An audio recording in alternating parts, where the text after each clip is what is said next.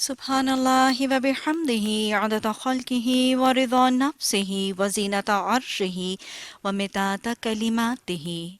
اعوذ باللہ من الشیطان الرجیم، بسم اللہ الرحمن الرحیم۔ اللہم انی اسألک حبک و حب من یحبک و عمل الذی یبلغنی حبک۔ السلام علیکم ورحمۃ اللہ وبرکاتہ۔ ناظرین، ہماری پچھلی نشست میں ہماری بات کا سلسلہ والدین کے حقوق کے حوالے سے جاری ہے۔ اللہ سبحانہ تعالیٰ نے ہم نے پچھلی نشست میں بات کی کہ اللہ سبحانہ تعالیٰ نے اپنے حق کے بعد سب سے زیادہ حق والدین کا، ان کے ساتھ احسان کا طریقہ اور حکم، اور پھر اللہ سبحانہ تعالیٰ نے ہمیں سب سے زیادہ حق ماں کا بتا کر اس کے 3 گنا حق کی وجہ بتائی۔ آپ صلی اللہ علیہ وسلم نے باپ کی رضا کو اللہ کی رضا اور باپ کو جنت کا دروازہ قرار دیا، اور انہی دونوں کو ہماری جنت اور جہنم بھی بتا دیا۔ ان کی خدمت کو جہاد اور ہجرت کے اجر کے برابر قرار دیا گیا، اور پھر ان کے ساتھ کی جانے والی فرما برداری کو اللہ کے محبوب عمل کی صف میں شامل فرما کر متنبہ کر دیا گیا کہ حرام کردہ گناہ اور کبیرہ گناہوں کی فہرست میں والدین کی نافرمانی کا عمل بھی موجود ہے۔ آپ صلی اللہ علیہ وسلم نے جبریل امین کی لعنت اور ان کی دعا پر آمین کہی والدین کے نافرما برداروں کے لیے، اور یہ بھی وعید بتا دی کہ والدین کے نافرما بردار نہ جنت میں داخل ہوں گے، اللہ نے اس کا ذمہ لے لیا، نہ جنت کی خوشبو پائیں گے، اور نہ ہی لیلۃ القدر کے دن ان کی دعا قبول ہوگی۔ والدین کے فرما برداروں کی شان کے آسمان کے دروازے ان کی دعاؤں کے لیے دروازے ہو جاتے ہیں، اور والدین کی دعا جس کے حق میں اس کی زبان سے نکلتی ہے، والدین کی خدمت گزار اولادوں کے لیے دعا ضرور مستجاب ہوتی ہے۔ تو اس سے آگے اگر ہم اپنی بات کا سلسلہ چلائیں تو اب آگے دیکھنے کی ضرورت یہ ہے کہ والدین کا حکم جن ہستیوں کے حوالے سے دیا جا رہا ہے، اس حکم کے دائرے میں آنے والے لوگ ہمارے گرد و پیش میں سے کون سے رشتے ہیں؟ والدین سے مراد ماں باپ، نانی نانا، دادی دادا، اور اسی طرح پڑنانی پڑدادا وغیرہ، یعنی گریٹ گرینڈ پیرنٹس اور گرینڈ پیرنٹس دونوں ہی اس صف میں شامل ہیں۔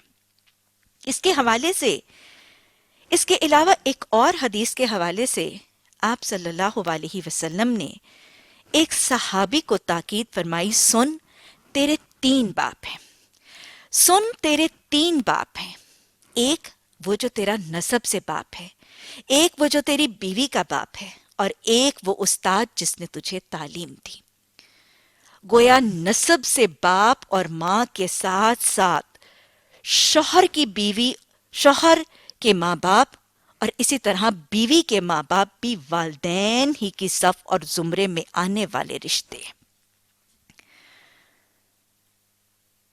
اب اگلی بات یہ کہ ان رشتوں کے ساتھ جب اہمیت ہم نے قرآن اور حدیث کی تاکید کے حوالے سے دیکھی، اور ہم نے یہ بھی وضع کیا کہ قرآن اور حدیث کے حوالے سے اس صف میں شامل ہونے والے رشتے کون سے ہیں، تو اب اگلا سوال یہ پیش آتا ہے کہ ان رشتوں کے ساتھ قرآن اور حدیث کے احکامات کے تحت ہمیں معاملہ کیسا کرنا ہے؟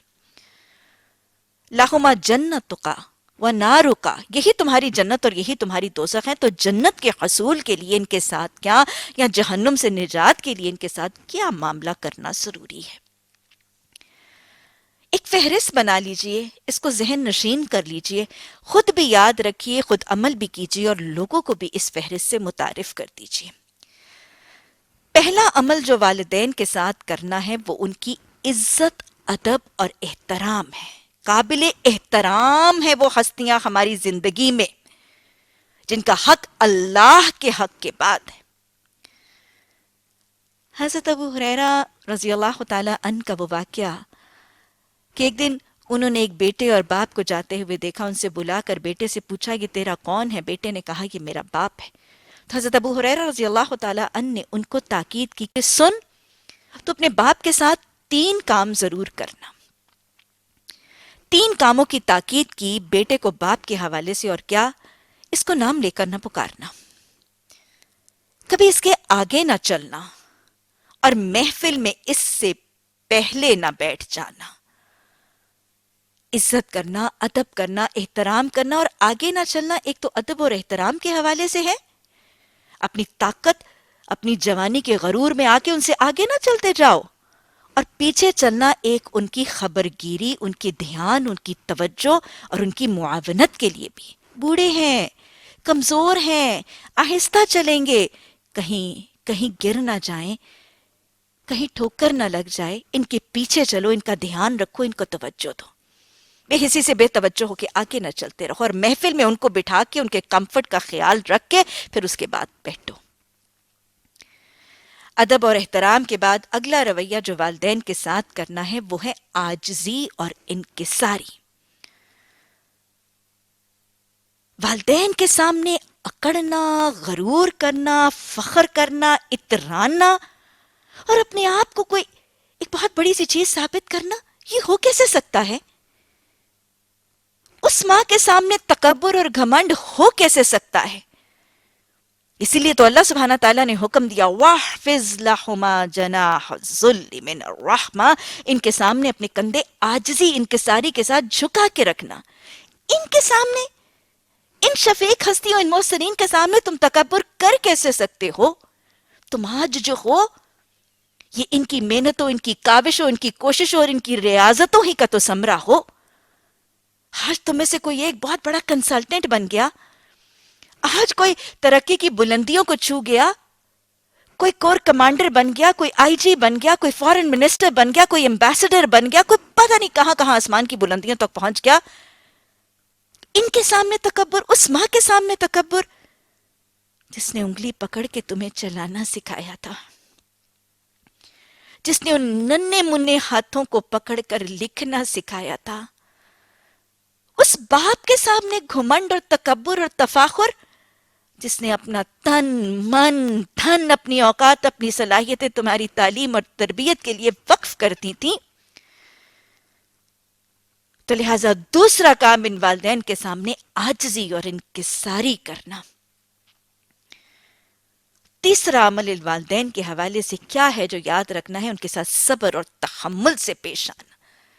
بوڑھے ہیں, کمزور ہیں, ضعیف ہیں, بیمار ہیں, مجبور ہیں, لاچار ہیں, بہت دفعہ محتاج ہیں, آہستہ بولتے ہیں, بات سمجھتے نہیں, آہستہ کھاتے ہیں, آہستہ چلتے ہیں. ان کے ساتھ صبر کرنا, صبر اور تحمل یہ ان بوڑھے والدین محسنین کے لیے بہت زیادہ لازم ہے.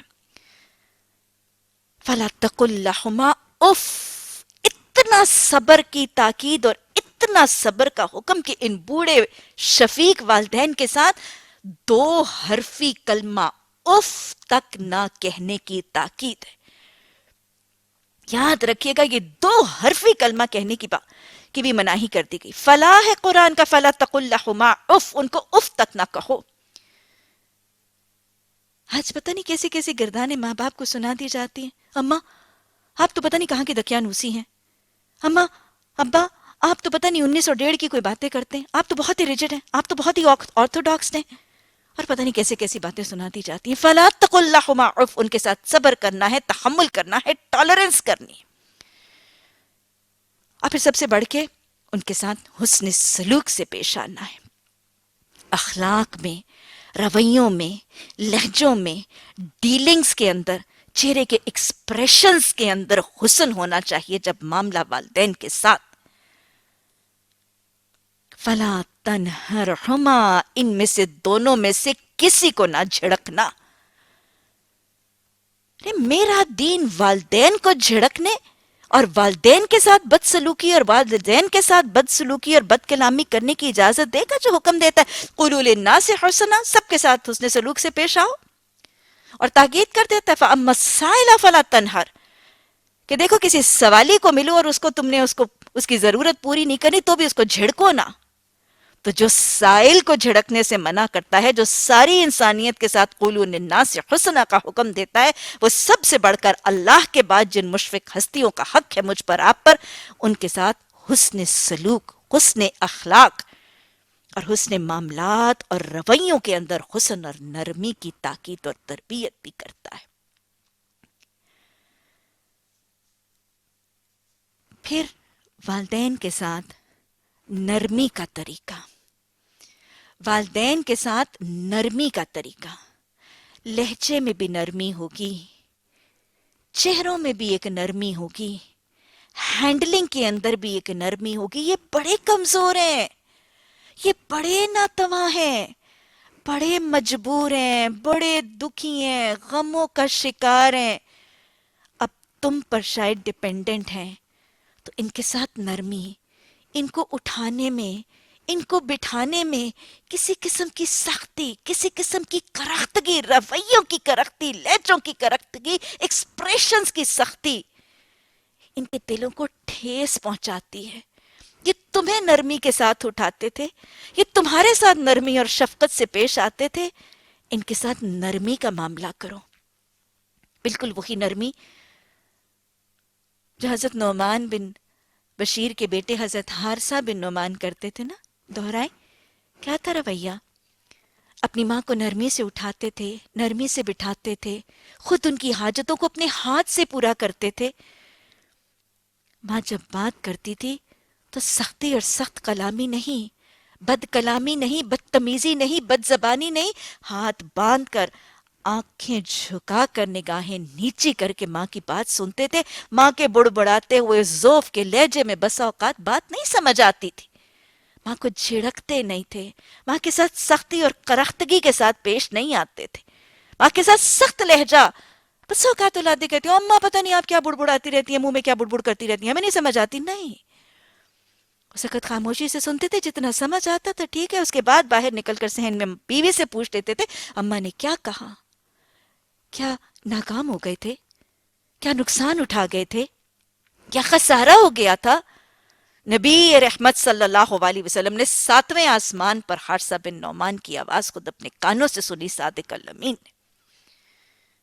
ان کے ساتھ نرمی کا طریقہ،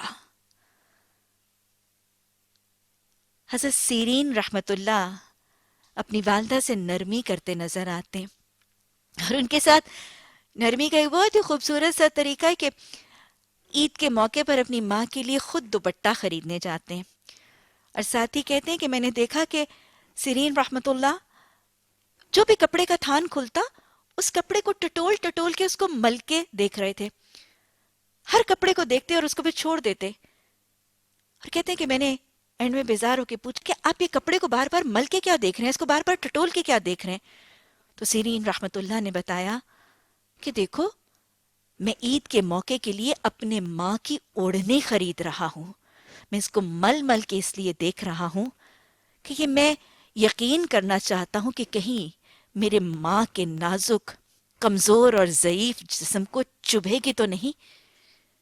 کتنی نرمی ہے اور کتنا نرمی کا خیال ہے، اور حضرت سیرین رحمت اللہ نے اپنے ہاتھ سے اپنے ماں کی اوڑھنی کو رنگا۔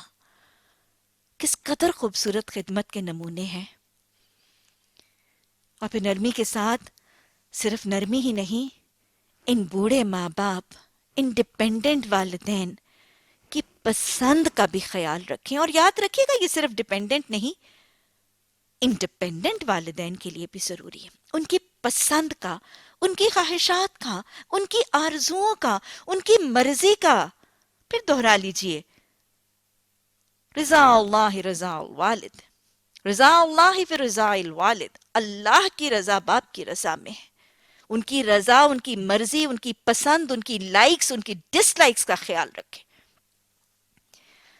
وہ واقعہ بھی آتا ہے نا، امام زین العابدین علی بن حسین ہیں، یہ حضرت حسین کے وہ صاحبزادے، ان کا لقب امام زین العابدین ہے۔ تو امام زین العابدین کا وہ واقعہ کہ ان کے ساتھی نے بتایا کہ امام زین العابدین کی والدہ بوڑھی ہو چکی تھیں، اور یہ جو بھی اپنا کام یا کاروبار وغیرہ کرتے تھے تو کھانے کے وقت اپنے کام اور کاروبار کی جگہ سے کھانے کے وقت اپنی ماں کے پاس پہنچ جاتے تھے، یعنی اپنا کام کاج بزنس دھندا چھوڑ کر اپنی ماں کے پاس پہنچ جاتے تھے اور ماں کے پاس بیٹھ کے کھانا کھاتے تھے۔ یاد رکھیے گا، یہ والدین جب بوڑھے ہو جاتے ہیں نا، کمزور ہو جاتے ہیں، بھوک بھی کم ہو جاتی ہے، کھانے پہ دل بھی نہیں کرتا، چبانا بھی آسان نہیں ہوتا اور کھانے میں دل بھی نہیں لگتا، کھانا مشکل ہو جاتا ہے، اور ویسے بھی آپ دیکھیں گے تنہائی میں تو کسی کا بھی کھانے پہ بھی دل نہیں کرتا۔ تو all the way from his business place یہ کام چھوڑ کے اپنی ماں کے ساتھ بیٹھ کر کھانے کے لیے حاضر ہوتے تھے۔ لیکن ساتھی نے کہا کہ میں نے یہ آبزرو کیا کہ امام زین العابدین کھانے کے لیے آتے تھے، لیکن کھاتے کیسے تھے کہ پوری دیر جتنی دیر والدہ کھا رہی ہوتی تھی یہ بیٹھے رہتے تھے اور اپنی ماں کو دیکھتے رہتے تھے، اور جب ماں کھانا کھا کر فارغ ہو جاتی تھی تو اس کے بعد امام اپنا کھانا کھاتے تھے۔ تو ایک دن ساتھی نے ان سے پوچھا کہ امام، آپ اتنی دور سے ماں کے ساتھ کھانا کھانے کے لیے آتے ہیں اور پھر کھانا ماں کے ساتھ نہیں کھاتے، وہ کھانا کھا بیٹھتی ہیں فارغ ہو جاتی ہیں تو پھر آپ کھاتے ہیں؟ امام زین العابدین نے کیا کہا، میرے بھائی، میں کھانا اپنی ماں کے ساتھ اس وجہ سے نہیں کھاتا، میں کھانا اپنی ماں کے ساتھ اس وجہ سے نہیں کھاتا کہ کہیں میرا ہاتھ گوشت کے اس ٹکڑے پر نہ پڑ جائے جو میری ماں کو پسند ہو اور میں کھا لوں۔ اتنا ماں کی پسند کا خیال اور اہتمام کہ جو اس نے کھانا ہے وہ اپنی پسند کھا لے اور پھر اس کے بعد میں کھاؤں۔ کہیں غفلت میں بھی نہ جانتے ہوئے بھی غیر ارادی طور پر ماں کی پسند میں کہیں کمی کا معاملہ مجھ سے ہو نہ جائے۔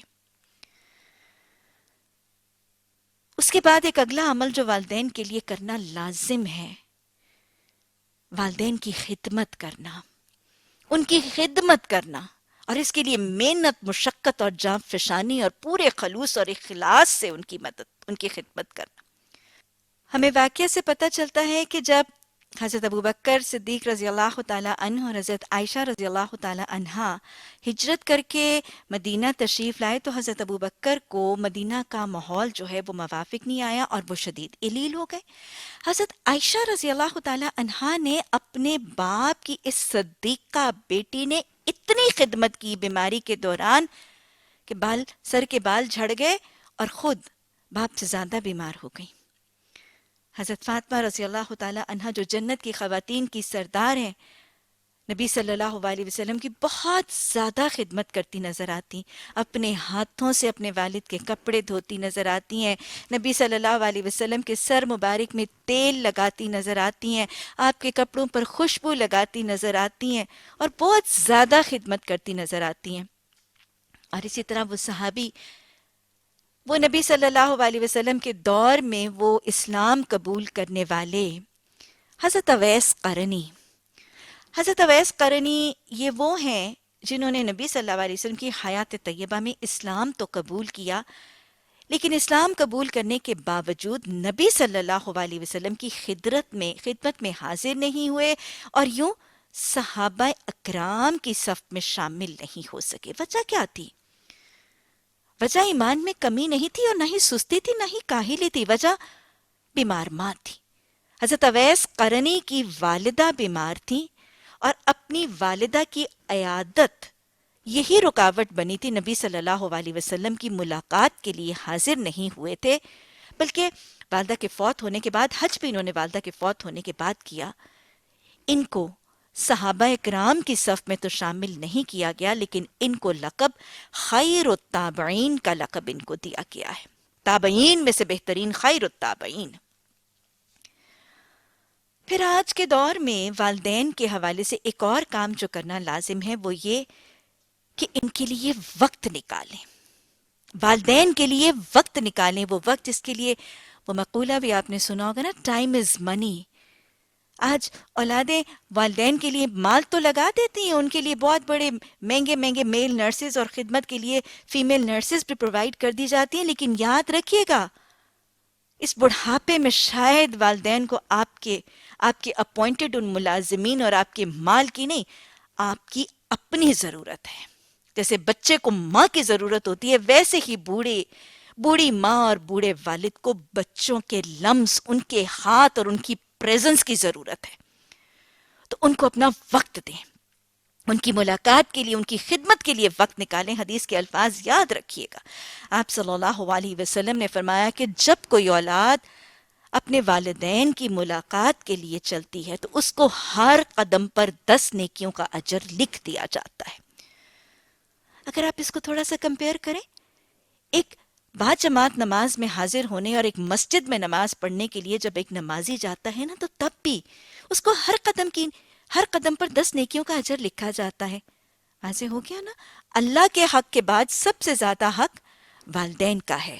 اللہ کے گھر میں، مسجد میں اللہ کی ملاقات اور نماز کی حاضری کے لیے جاؤ گے تو بھی ہر قدم پر زمین گواہی دے گی اور ہر قدم پر 10 نیکیوں کا اجر لکھا جائے گا۔ والدین کے گھر بھی ملاقات کے لیے جاؤ گے تو ہر قدم پر 10 نیکیوں کا اجر لکھ دیا جائے گا۔ حدیث مزید بتاتی کہ جب یہ اولاد اپنے والدین کے پاس بیٹھتی ہے اور ان کے دلجوئی کی باتیں، یعنی ان کے دل بہلانے کی باتیں کرتی ہے، یاد رکھیے گا یہ بوڑھے والدین اب اتنے کمزور ہوتے ہیں اور ان کا سوشل سرکل بالکل ختم ہو جاتا ہے۔ ان کی کوئی انٹرٹینمنٹ، کوئی انجوائمنٹ، کوئی دل لگی، کوئی مصروفیت کا ذریعہ نہیں ہوتا۔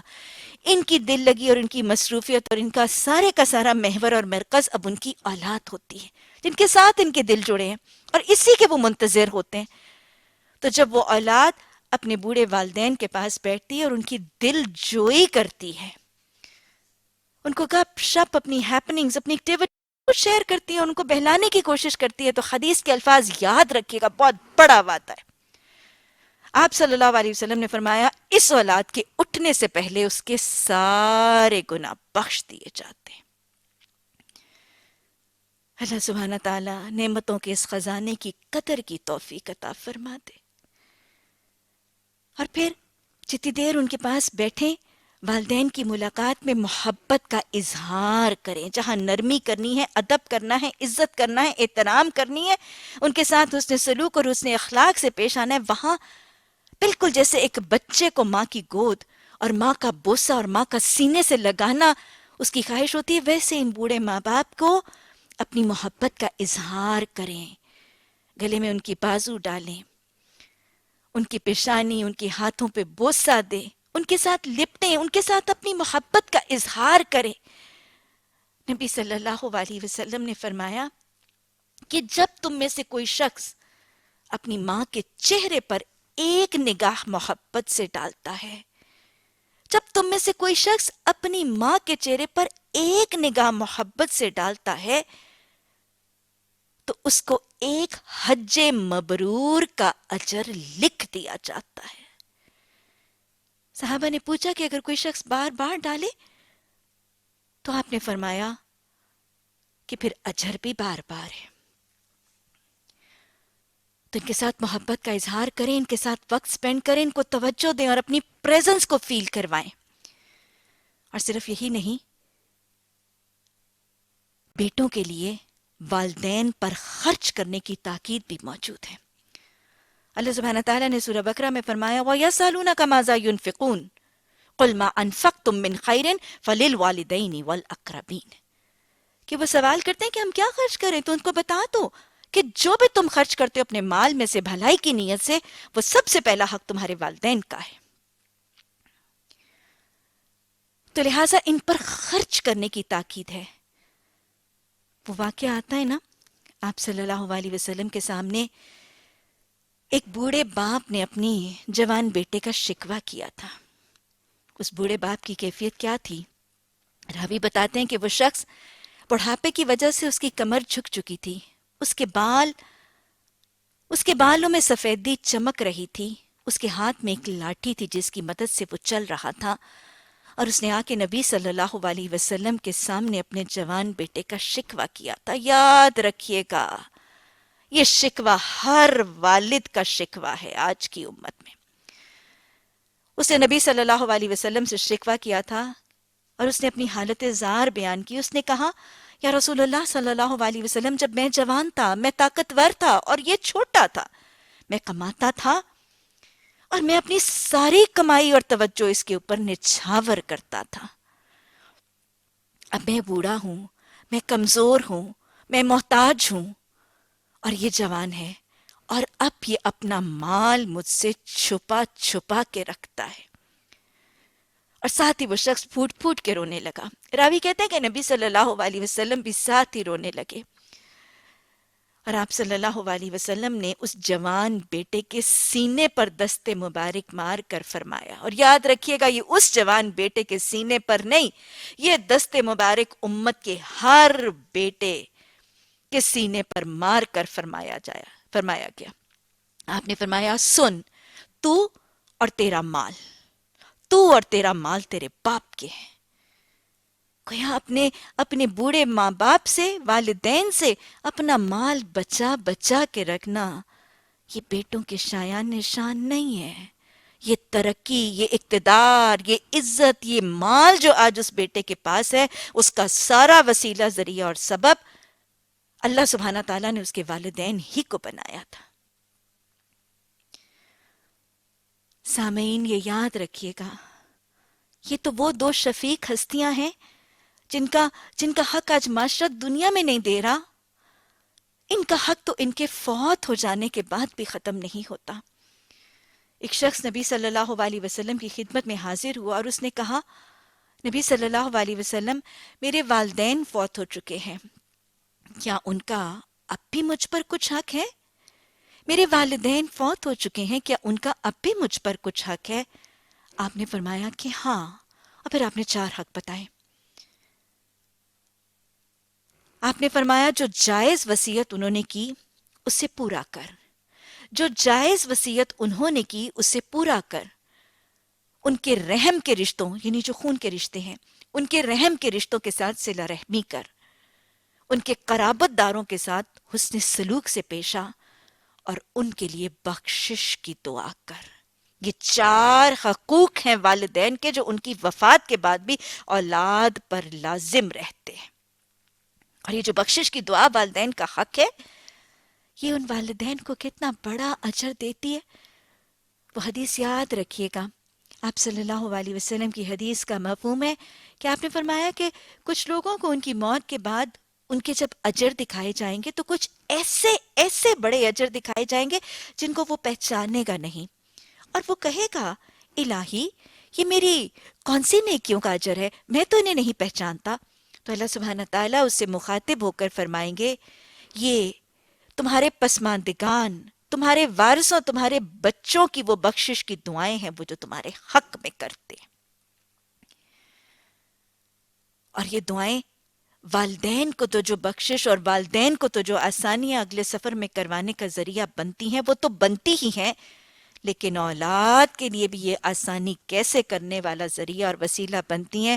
آپ صلی اللہ علیہ وسلم نے فرما دیا، نافرمان اولادوں کے لیے آپ نے فرمایا، وہ اولاد جو اپنی زندگی میں اپنے والدین کی نافرما بردار رہی ہو، وہ اولاد جو اپنی زندگی میں ماں باپ کی زندگی میں ان کی نافرما بردار رہی ہو، ان کی وفات کے بعد اگر کثرت سے ان کے لیے بخشش کی دعا کرے گی تو اس اولاد کا نام نافرما برداروں سے فرما برداروں کی صف میں لکھ دیا جائے گا۔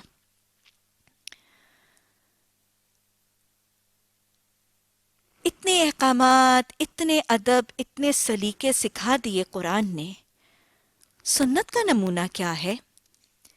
ہم سب جانتے ہیں کہ نبی صلی اللہ علیہ وسلم کے والد تو ان کی پیدائش سے پہلے ہی فوت ہو چکے تھے، اور آپ صلی اللہ علیہ وسلم کی والدہ ماجدہ یہ بھی آپ کو بہت ہی چھوٹی سی عمر میں چھوڑ کر اپنے خالق حقیقی سے جا ملی۔